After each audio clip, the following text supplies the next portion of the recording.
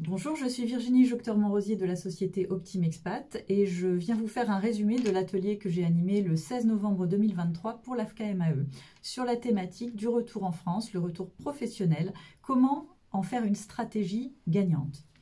Donc pour cela, j'ai commencé par travailler autour des défis du retour. Quels sont les défis que nous pouvons identifier dans ce retour? Tout d'abord, il y a le défi de l'éloignement du marché de l'emploi français. Donc il y a souvent une méconnaissance et un éloignement qui fait qu'on doit se réadapter et trouver les moyens de comprendre comment a évolué le marché dans notre domaine professionnel et comment le toucher aujourd'hui. Également, quelquefois des trous dans le CV, notamment pour les conjoints expatriés qui ont été amenés à quitter leur emploi en France et pas toujours, qui ne sont pas toujours dans le cadre d'un emploi à l'étranger. Donc l'idée, c'est de savoir comment réussir à argumenter sur les activités réalisées à l'étranger qui ne sont pas toujours des activités salariées. Et également, un autre défi, parmi tant d'autres, c'est le fait d'avoir quelquefois des expériences professionnelles qui sont variées. Donc comment réussir à faire ressortir le fil rouge, à rendre cohérent ce parcours. Donc ça, ce sont souvent des défis qu'il faut anticiper et travailler afin de pouvoir être cohérent et crédible sur le marché de l'emploi au retour en France. Ensuite, autre sujet, c'est d'identifier finalement le bon projet professionnel qui est adapté à ce retour en France.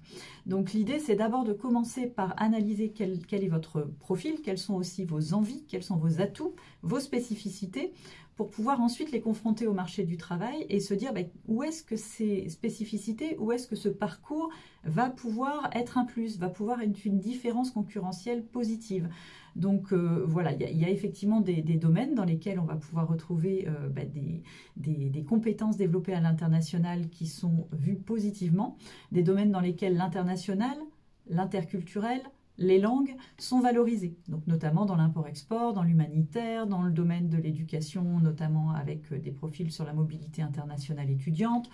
L'idée, c'est vraiment de se poser les bonnes questions sur comment finalement faire que mon projet soit non seulement motivant, me plaise, corresponde à mon profil et à mes spécificités et répondre à un besoin sur le marché du travail. Donc je vous invite à vraiment réfléchir à votre parcours et à comment le valoriser et faire que finalement ces petites passerelles soient positives.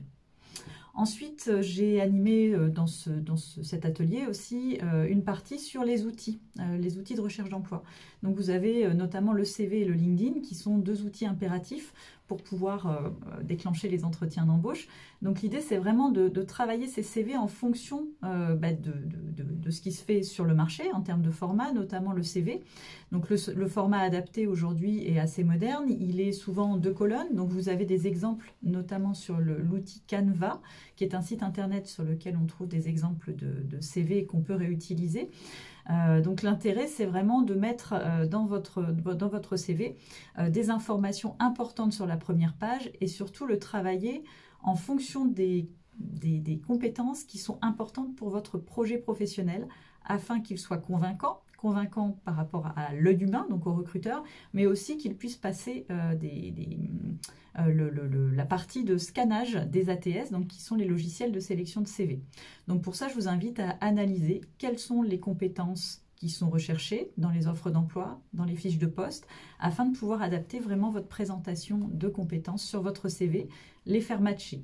Alors pour ça, vous pouvez le faire de vous-même et vous pouvez aussi utiliser des outils comme ChatGPT qui peuvent être bien utiles pour pouvoir avoir des exemples finalement de compétences qui peuvent matcher sur les ATS et également des compétences à mettre en valeur sur votre LinkedIn pour que votre profil ressorte en termes d'algorithme de recherche de recruteurs.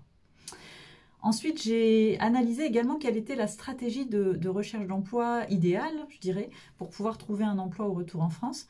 Donc déjà, en termes de stratégie, l'idée, c'est de se poser la question de l'anticipation. Aujourd'hui, il y a possibilité d'obtenir des rendez-vous en amont, en visio. Donc n'hésitez pas à vous positionner déjà sur une recherche d'emploi avant de rentrer.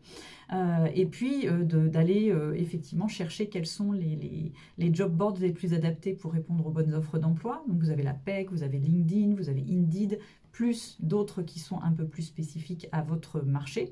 Si on va dans l'humanitaire, vous avez Coordination Sud. Quand on va dans tout ce qui est en lien avec les startups, vous avez Welcome to the Jungle. Bon, n'hésitez pas à faire des recherches sur les job boards, les sites d'offres d'emploi qui sont adaptés. Et également, donc non seulement à répondre aux offres d'emploi, mais également à travailler votre réseau professionnel afin de toucher le marché caché de l'emploi.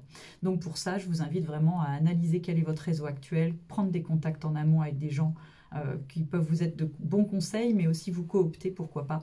Donc l'idée, c'est vraiment de travailler sur la réponse aux offres, sur le réseau professionnel et les candidatures spontanées, mais en étant vraiment ciblé, pas forcément en envoyant des centaines de CV un petit peu partout, ça ne marche pas.